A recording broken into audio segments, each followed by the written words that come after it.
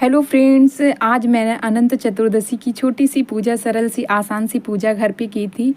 और ये भादौ मास के शुक्ल पक्ष की चौदस को अनंत चौदस मनाया जाता है। सभी लोग इस दिन व्रत भी रखते हैं और पूजा भी करते हैं, रखना भी चाहिए।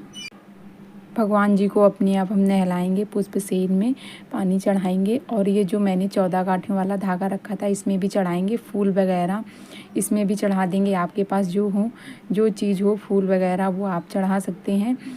और जो चीज़ आपके पास हो उसके बाद अपने भगवान जी को नहलाने के बाद अब इन्हें हम बंधन या चंदन टीका वगैरह जो होता है वो अब इनमें हम लगाएंगे। और ये जो 14 गांठियों वाला धागा होता है इसमें भी चंदन लगाएंगे, बंधन, और पुष्प भी चढ़ाएंगे।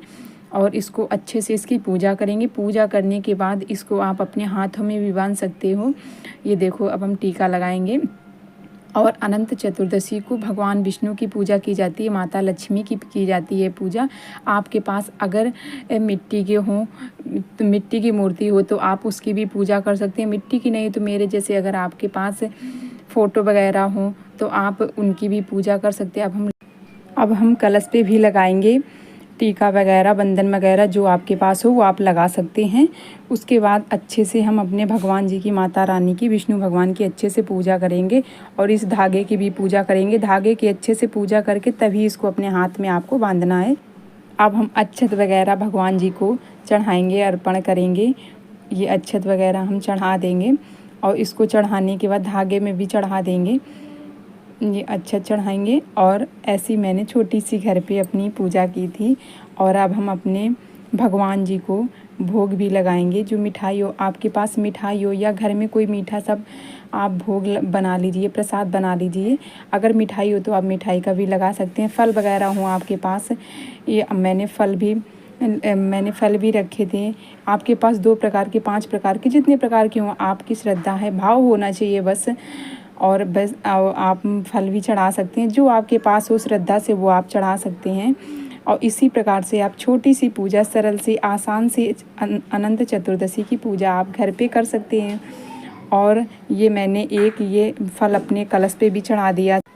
इसी तरह आप अपने घर पे अनंत चतुर्दशी की आप पूजा, छोटी सी पूजा आसान सी आप कर सकते हो। और ये धागा की अच्छे से पूजा करना। धागा की अच्छे से पूजा करने के बाद इसको अपने हाथों में आप बांध सकते हैं।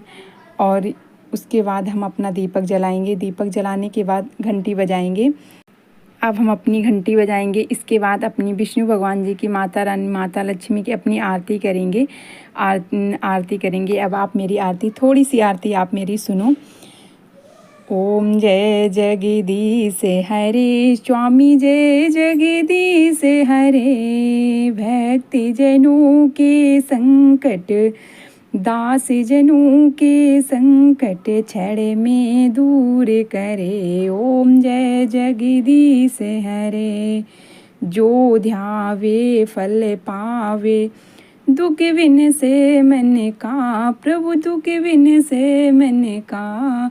सुख संपत्ति घर आवे, कष्ट मिटे तन का। ओम जय जगदीश हरे। मात पिता तुम्हें मेरे, शरण गाँव में किसकी, प्रभु शरण गाँव में किसकी। तुम बिन और न दूजा, तुम बिन और न दूजा, आस करूँ मैं किसकी। ओम जय जगदीश भगवान की जय। अब मैंने तुलसी की पत्ती, मैंने बाद में तुलसी की पत्ती रखी थी, क्योंकि भोग जब लगाते हैं ना तो अपने ठाकुर जी को और विष्णु भगवान जी को तो भोग में तुलसी की पत्ती तो ज़रूर ही रखनी चाहिए, तभी तो भोग पूर्ण माना गया है ना, प्रसाद। इस वजह से मैंने बाद में तुलसी की पत्ती रखी थी।